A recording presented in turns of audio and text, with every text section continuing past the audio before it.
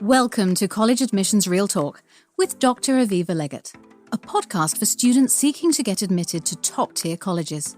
Each episode will feature an important tip for your college admission success, delivered with candor and love. If you've ever wanted to take a peek inside the mind of a college admissions officer, this is your chance. Have a question? Text Dr. Legatt at 610 222 57 62. So, what's your dream school?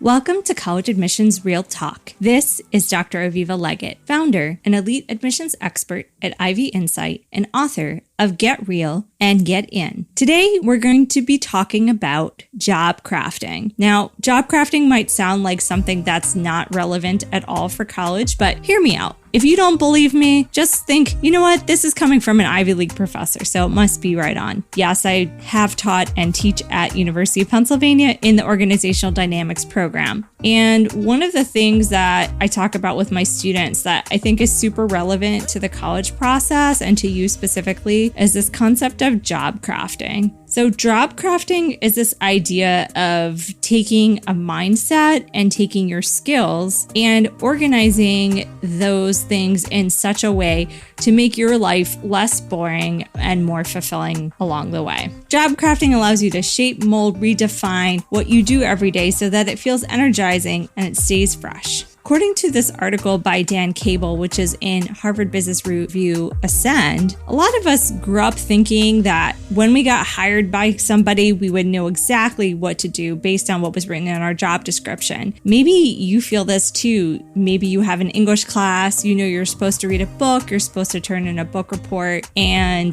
that's kind of it. You don't really question how you might go about that. But today, as Cable says, that mindset doesn't really work so well. With all of the technological changes and life changes you're experiencing every day, you can't just take what the instructions are and expect to do the assignments in the exact same way. You're under a different set of conditions and constraints, and you have to adjust what you do and how you do it in order to maximize the assignment, not only to get the good grade, but also to make it as rewarding and enriching as it can be. Job crafting is comprised of three different kinds of crafting. One is task crafting, two is relational crafting, and three is cognitive crafting. The first two are a little easier to understand. Task crafting is, well, what are the different pieces of what I have to do in terms of the deliverables and what order might I do them in? So you have control, even if it's a boring old book report or a fun book report, depending on your perspective on English. You have some control and some influence about how you choose to tackle the tasks and what tasks you put into what order. So that can make the reward of the book report more fun. The second is relational crafting. Now, I'm not advocating that you collaborate with somebody who would be inappropriate to collaborate with on a book report, but I wonder if there's a friend or a family member, maybe a sibling, who likes to talk about interesting ideas and there are some cool ideas in the book that you can bring up to that person to get their perspective. So rather than do your book report in a vacuum, you make it a more engaging relational task that allows you to actually gain different insights. So that was relational crafting. Before that, I talked about task crafting, the order of things that you do and what you choose to do in order to get it done. The third kind is the cognitive crafting. So this is all about the mindset. So how do you think about the book report? Do you think about it as just something you have to do, an obligation that you want to mindlessly go through every day? Or is it an opportunity to engage in something that's larger than yourself, whether it's an idea that you explore in the book or a way that you go about reading it that you take as a personal challenge to yourself? Maybe you try to read it faster or you try to read it differently than you have other times. So the cognitive crafting is the most interesting and can be the most challenging because it requires us to think about our work and what we have to do in a bit of a different way. As Cable says, job crafting works best when you personalize your work around your superpowers or your own distinctive strengths. We all have these specific strengths that we have, and job crafting, according to a school assignment or any other task you may have to complete, is a really great way to bring your superpowers into whatever you do. The processes that you choose, the people that you choose to engage with, and the purpose that you find for yourself in whatever you have to do. Until next time.